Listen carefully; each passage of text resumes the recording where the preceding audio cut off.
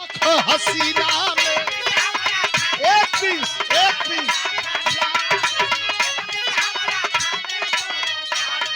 अरे धड़कन बन के धड़कलू जान हो हमारा सीना में एक पीस हमारा खातिर तू बाड़ू लाख हसीना में।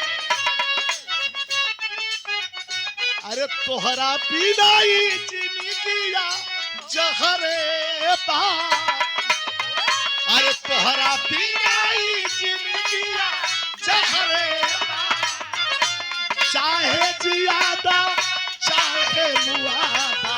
अरे चाहे जियादा चाहे मुआदा हाथ में तोहरे बा। ओए ओए ओए ओए ओए हाथ में तोहरे बा। ओए ओए ओए ओए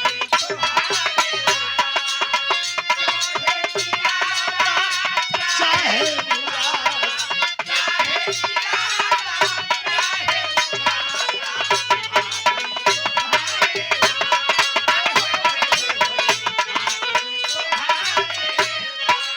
हमारे शंभू यादव जी उधरा के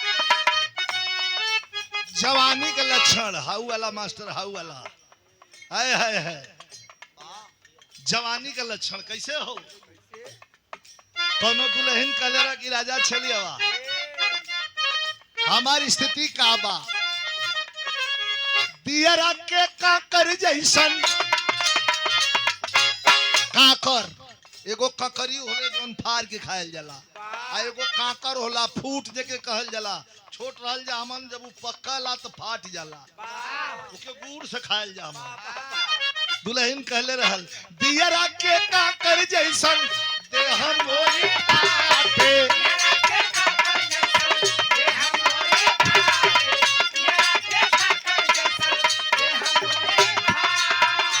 आदमी बिरजू कभी जी समाम दुल्हन कहले बा बिरहा कर चलत है एक लाइन ले लाए के ये पूजा जब उतर लगनी गाड़ी में से इनका भी मन रहल कि ये गीत के जरूर गा दिए।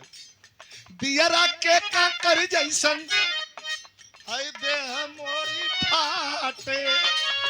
पोषक राजाई राजा पोषक राजाई राजा दौड़ा